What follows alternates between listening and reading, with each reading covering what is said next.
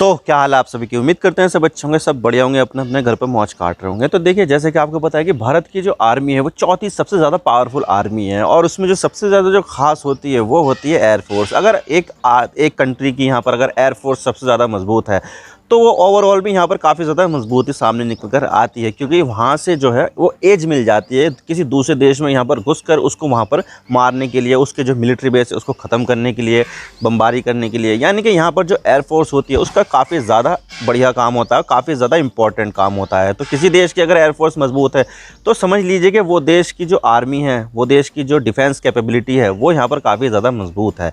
और अगर भारत के पास देखा जाए तो भारत के पास भी बहुत सारे जो एडवांस एयरक्राफ्ट है वो देखने को मिलते हैं, जैसे कि सुखोई है, रफ़ाइल है। रफ़ाइल यहाँ पर 4.5 जनरेशन का एयरक्राफ्ट है, लेकिन भारत के पास अभी तक भी कोई 5th जनरेशन का कोई भी एयरक्राफ्ट नहीं था। यानी कि 5th जनरेशन वो एयरक्राफ्ट होते हैं जिसके अंदर स्टेल्थ कैपेबिलिटीज़ हो और वो सुपरसोनिक स्पीड से यहाँ पर भागे।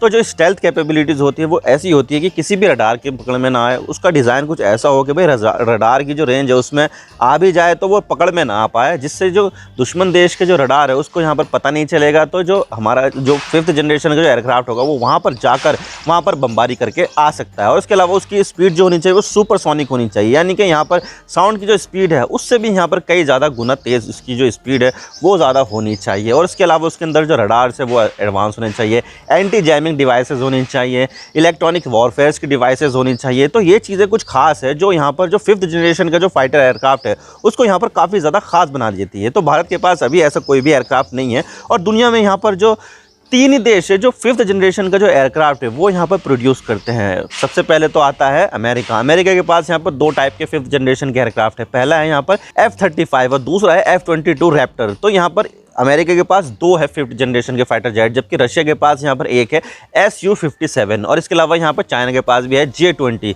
तो यहाँ पर 3 देशों के पास यहाँ पर 5th जनरेशन फाइटर एयरक्राफ्ट की कैपेबिलिटीज़ है। और इसके अलावा यहाँ पर कोरिया यहाँ पर अपना जो डिज़ाइन है वो यहाँ पर शोकेस कर चुकी है, उसका प्रोडक्शन वो जल्दी करने वाली है। और इसके अलावा यहाँ पर तुर्की भी इस मामले में काफ़ी ज़्यादा आगे हो गया है, और तुर्की भी यहाँ पर अपना 5th जनरेशन का जो फाइटर एयरक्राफ्ट है कान, उसको यहाँ पर डेवलप कर रहा है और जल्दी यहाँ पर डेवलप कर लेगा। तो भारत जो इतना ज़्यादा मजबूत देश है, इतनी ज़्यादा मजबूत आर्मी है उसकी, तो उसके बारे में भी ये सोचना चाहता है कि भाई यहाँ पर भारत के पास भी 5th जनरेशन का एयरक्राफ्ट होना चाहिए। तो भारत ने यहाँ पर AMCA यानी कि AMCA नाम से एक फाइटर जेट का प्रोग्राम शुरू किया कि भाई इसके अंडर यहाँ पर जो 5th जनरेशन का जो फाइटर एयरक्राफ्ट है वो यहाँ पर बनाएंगे। लेकिन इतने ज़्यादा डिले होने के बावजूद भी, इतने ज़्यादा टाइम से लंबे लटके होने के बावजूद भी इसको अप्रूवल नहीं मिला। लेकिन अब फाइनली यहाँ पर जो कमेटी ऑन सिक्योरिटी है, कैबिनेट कमेटी ऑन सिक्योरिटी है, CCS, यानी कि उसने यहाँ पर अपना अप्रूवल दे दिया है और 15,000 करोड़ रुपए 5th जनरेशन फाइटर एयरक्राफ्ट के लिए यहाँ पर एलोकेट कर दिए हैं। और इस 15,000 करोड़ रुपए से यहाँ पर 5 प्रोटोटाइप बनाए जाएंगे 5th जनरेशन एयरक्राफ्ट के, जो अगले 5 सालों में यहाँ पर तैयार किए जाएंगे। जो साउथ कोरिया और तुर्की है उन्होंने यहाँ पर अपने प्रोटोटाइप यहाँ पर लेके भी आ गए और उन्होंने यहाँ पर उसकी टेस्टिंग भी शुरू कर दी। लेकिन भारत यहाँ पर काफ़ी ज़्यादा लेट हो गया है। भारत यहाँ पर जो अपना जो प्रोटोटाइप है उसकी जो टेस्टिंग करेगा वो 3-4 साल 5 साल लग जाएंगे उसको, और ये 5 प्रोटोटाइप यहाँ पर बन जाएंगे। उसके बाद यहाँ पर देखा जाएगा कि कौन सा प्रोटोटाइप यहाँ पर बेहतर तरीके से परफॉर्म करता है। तो आज इसके बारे में पूरी डिटेल के साथ बात करते हैं। भारत के लिए जो 5th जनरेशन की जो फाइटर एयरक्राफ्ट है वो कितना ज़्यादा इंपॉर्टेंट है, किस किन देशों के पास ये क्या क्या कैपेबिलिटीज़ इसकी होती है। लेकिन उसके लिए अगर आप चैनल पर नए हो तो चैनल को सब्सक्राइब जरूर कर देना। वीडियो को चाहे लाइक करो डिसलाइक करो, लेकिन चैनल को सब्सक्राइब जरूर कर देना। तो चलिए वीडियो का आगाज़ करते हैं। तो जैसे कि आपको पता है कि भारत के जो दुश्मन देश हैं वो यहाँ पर हमारे पड़ोस में ही स्थित है, जैसे कि पाकिस्तान और चाइना। पाकिस्तान के साथ हमारे यहाँ पर बॉर्डर पर कई बार जो है स्क्रिमिश है वो चलती रहती है। और इसके अलावा जो पाकिस्तान है वो यहाँ पर टेररिज्म को यहाँ पर एक्सपोर्ट करता है इंडिया में, और यहाँ पर हमें कई सारे जो टेररिस्ट अटैक है वो देखने को मिलते हैं, खास करके कश्मीर में। तो कश्मीर जो है टेररिज्म से काफ़ी ज़्यादा प्रभावित है। तो भारत जो है पाकिस्तान से बहुत ज़्यादा परेशान है, और इसके अलावा यहाँ पर चाइना से भी बहुत ज़्यादा परेशान है। चाइना यहाँ पर बॉर्डर के पर आपको तो पता ही है कि किस तरह से गलवान वैली का इंसिडेंट हुआ था, किस तरह से यहाँ पर जो लेक थी लद्दाख के पास वहाँ पर इंसिडेंट हुआ, लद्दाख और इसके अलावा सिक्किम के पास भी। तो ओवरऑल यहाँ पर देखा जाए तो भारत जो है वो यहाँ पर दुश्मन से घिरा हुआ है। एक तरफ है पाकिस्तान तो दूसरी तरफ है चाइना। और इसके अलावा यहाँ पर जो साउथ में मालदीव है वो भी यहाँ पर कहीं ना कहीं दुश्मन बन गया है, क्योंकि यहाँ पर देखा जाए तो यहाँ पर मालदीव ने भारत से तो संबंध कट कर दिए, लेकिन इसके अलावा यहाँ पर चाइना से संबंध बढ़ा लिए हैं और उन्होंने यहाँ पर अब एक डील भी साइन कर लिया है, जिसकी वजह से यहाँ पर जो मालदीव है उसको यहाँ पर अनलिमिटेड वेपन्स मिलेंगे और यहाँ पर इसके अलावा जो चाइना है वो यहाँ पर मिलिट्री बेस भी बनाएगा। तो यहाँ पर देखा जाए तो जो चाइना है वो यहाँ पर भारत को यहाँ पर घेरने की कोशिश कर रहा है, ताकि यहाँ पर भारत को यहाँ पर अपने हिसारों से नचाया जा सके, लेकिन भारत यहाँ पर ऐसा बिल्कुल भी नहीं चाहेगा।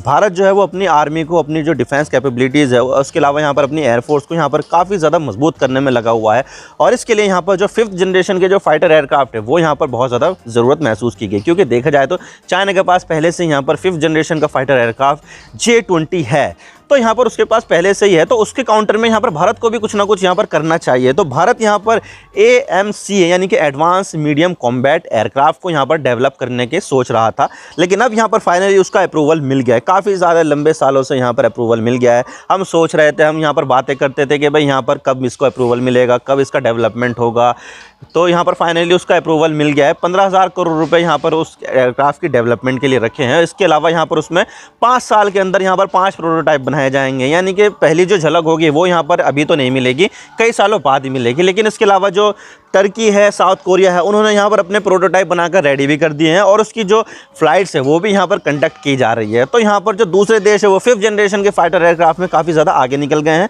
भारत कहीं ना कहीं पीछे हो रहा था, तो ये चीज़ें भारत ने सोची कि यार अब तो कुछ ना कुछ करना पड़ेगा, कई सारे देश हमसे आगे निकलते जा रहे हैं, तो ऐसा ना हो कि भाई यहाँ पर दूसरे देश जो है वो हम उनका एयरक्राफ्ट खरीदना शुरू कर दे और हमारी बिक्री भी ना हो और हमारी जो डिफेंस कैपेबिलिटी है उसके ऊपर भी यहाँ पर असर पड़े।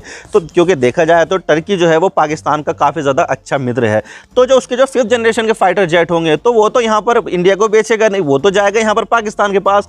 तो पाकिस्तान के अलावा यहाँ पर उसको काउंटर करने के लिए भारत के पास भी 5th जनरेशन के फाइटर एयरक्राफ्ट होने चाहिए।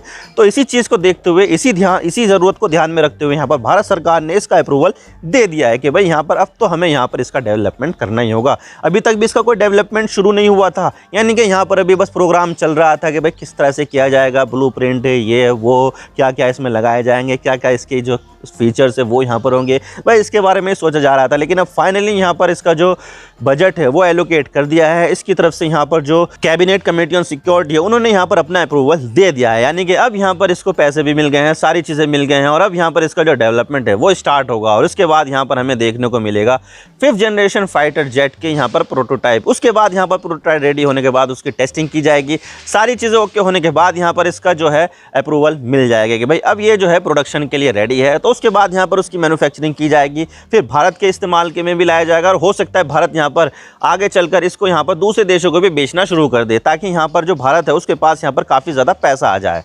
तो ये चीज़ें हैं, लेकिन सबसे बड़ा सवाल ये है कि इसके अंदर क्या क्या फीचर्स वो देखने को मिलेंगे जो भारत के पास जो एग्जिस्टिंग फाइटर एयरक्राफ्ट है उसमें यहाँ पर देखने को नहीं मिलते हैं। तो सबसे पहले तो होगा यहाँ पर उसकी स्टेल्थ कैपेबिलिटीज़, यानी कि स्टेल्थ कैपेबिलिटीज़ वो कैपेबिलिटी होती है कि भाई जो दुश्मन देशों के जो रडार होते हैं उसकी पकड़ में ना आए। क्योंकि देखिए अगर यहाँ पर अगर कोई सा भी फाइटर एयरक्राफ्ट होगा तो अगर वो सामने वाले दुश्मन देशों की रडार में पकड़ में आ जाएगा तो उसके बारे में उसकी पोजीशन मिल जाएगी, भाई यहाँ पर फला फला जो फाइटर एयरक्राफ्ट वो आ रहा है, तो अपने जो एयर डिफेंस सिस्टम है उसको एक्टिवेट कर देगा, जिससे यहाँ पर जो उस एयरक्राफ्ट को यहाँ पर काफ़ी ज़्यादा खतरा महसूस होगा। तो स्टेल्थ कैपेबिलिटी उसको यहाँ पर अवॉइड करती है, यानी कि वो किसी भी रडार में आता ही नहीं है। और इसके अलावा यहाँ पर भारत के पास जितने भी यहाँ पर फाइटर एयरक्राफ्ट है उसमें ये जो अमका है यानी कि एडवांस मीडियम कॉम्बैट एयरक्राफ्ट है वो यहाँ पर सबसे बड़ा होने वाला है। इसके अंदर 2 इंजन लगाए जाएंगे, 25 टन का होगा ये पूरा का पूरा जो एयरक्राफ्ट है वो। और इसके अलावा यहाँ पर जो इसकी स्टेल्थ कैपेबिलिटीज़ है या तो वो जो दुनिया में जो दूसरे एयरक्राफ्ट है उसके बराबर होगी या फिर उनसे भी सुपीरियर होगी। यानी कि यहाँ पर आपको पता ही है कि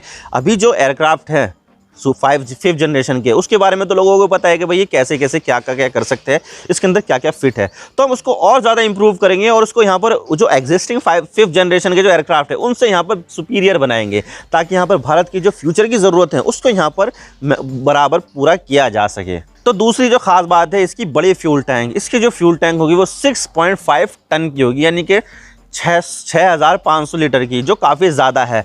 और इतने ज़्यादा फ्यूल इसमें अगर आ जाएगा तो इसकी जो रेंज होगी वो भी ज़्यादा बढ़ जाएगी, क्योंकि उसके पास ज़्यादा फ्यूल होगा तो वो ज़्यादा दूर तक यहाँ पर ट्रैवल कर सकता है, जिससे भारत जो है वो दूर बैठे जो अपने टारगेट है उसको यहाँ पर हिट करने में सक्षम हो जाएगा। तो ये बहुत ही बढ़िया चीज़ है। और इसके अलावा जो उसके जो वेपन्स होते हैं ना, वो यहाँ पर उसके विंग में नहीं होते हैं, ना ही उसके टेल में होते हैं, बल्कि यहाँ पर उसके पेट में जो एक बे होती है ना, वो होते हैं। यानी कि जब उसको जो है शूट करना होगा तो उस बे के ढक्कन खुलेंगे, उसमें से मिसाइल निकलेगी और फिर वो शूट हो जाएगी, जिससे उसकी जो स्टेल्थ कैपेबिलिटीज़ है वो यहाँ पर बरकरार है। अगर यहाँ पर अगर विंग्स में ही इसको मिसाइल लगा दी जाएगी तो वो रडार में बिल्कुल पकड़ में आ जाएगा। इसकी वजह से वहाँ पर जो उसका जो पेट होता है ना फाइटर एयरक्राफ्ट का, उसमें यहाँ पर एक बे बनाई जाती है, 1 या 2 जो भी बे उसके हिसाब से हैं, तो उसमें बे बनाई जाती है। तो उसमें यहाँ पर जो मिसाइलें होती हैं वो यहाँ पर रखी जाती है। तो उसकी जो बे होगी वो बड़ी होगी, जिसमें भारत जो है वो बड़ी से बड़ी जो मिसाइल है वो यहाँ पर रख पाएगा, उसकी रेंज भी बहुत ज़्यादा दूर होगी। तो जो स्टेल्थ एयरक्राफ्ट है वो यहाँ पर भारत के काफ़ी ज़्यादा काम आने वाला है। और इसका जो इंजन होगा वो होगा GE414। ये बहुत सारे एयरक्राफ्ट में लगा रहता है। यहाँ पर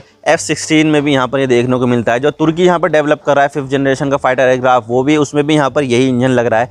लेकिन अभी तो यहाँ पर इसमें GE414 इंजन लगा रहेगा, जिसकी जो क्षमता होती है वो KN90 होती है। 90 KN यानी कि किलो न्यूटन उसकी जो रेंज होती है वो होती है, उसकी जो कैपेसिटी होती है। लेकिन फिर उसके बाद यहाँ पर उसका जो अलग वेरिएंट बनाया जाएगा AMCA का, तो उसमें यहाँ पर इंडिजीनियसली बिल्ड यहाँ पर जो एक इंजन बनाया जाएगा भारत की तरफ से, खुद का ही बनाया जाएगा, तो वो इसमें लगा रहेगा, जिसकी जो क्षमता होगी वो होगी 110 KN की। यानी कि पहले जो अमेरिकन इंजन था वो उसकी तो 90 थी, लेकिन भारत जो बनाएगा उसकी होगी 110 KN की। तो यहाँ पर बहुत ज़्यादा एडवांस इंजन बनाया जाएगा ये। अब अगर देखा जाए तो सबसे पहले इसके बारे में बात की गई थी 2007 में, और भारत ने तब सोचा था कि चलिए यहाँ पर जो 5th जनरेशन का जो फाइटर एयरक्राफ्ट है वो हम यहाँ पर बनाएंगे, और यहाँ पर रशिया की मदद से बनाएंगे। तो यहाँ पर दोनों देशों ने मिलकर इसके ऊपर काम किया।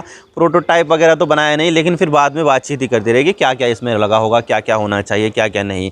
तो यहाँ पर भारत जो है रशिया के साथ बातचीत कर रहा था, लेकिन भारत ने यहाँ पर इस प्रोग्राम से विड्रॉ कर दिया 2018 में कि भाई यहाँ पर जो है ये बहुत ज़्यादा लंबा समय हो रहा है और भारत के पास इतना समय नहीं है। 2007 से 2018 हो गई, लेकिन इसके बारे में कुछ अता पता नहीं था। तो भारत ने इस प्रोग्राम से विड्रॉ कर लिया कि भाई अब हम जो है यहाँ पर खुद से यहाँ पर ये सब चीज़ें बनाएंगे। और उसके अलावा यहाँ पर रशिया के ऊपर बहुत ज़्यादा प्रेशर भी आ रहा था दुनिया भर के देशों से कि भाई यहाँ पर उसने क्रीमिया पर हथियार लिया है, और यहाँ पर जो है वो अपनी जो कैपेबिलिटीज़ है वो भी बढ़ा रहा है, न्यूक्लियर का जो वेपन जो टेस्ट है वो भी कर रहा है।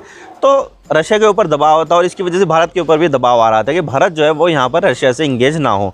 तो भारत ने इस प्रोग्राम से यहाँ पर विड्रॉ कर लिया कि भाई अब तो हम यहाँ पर खुद से ही बनाएंगे, रशिया की मदद इसमें यहाँ पर नहीं लेंगे। और इसको जो बनाया जाएगा वो यहाँ पर DRDO की एक एजेंसी है, एरोनॉटिकल डेवलपमेंट एजेंसी, ADA उसको बोला जाता है। तो वो यहाँ पर इसका डेवलपमेंट करेगी, जो DRDO को यहाँ पर रिपोर्ट करेगी भाई किस तरह से काम कर रहा है। तो यहाँ पर ये जो दोनों एजेंसी है वो सब मिलकर यहाँ पर आपस में काम करेगी, ताकि यहाँ पर जो 5th जनरेशन का जो फाइटर एयरक्राफ्ट है वो यहाँ पर बनाया जा सके।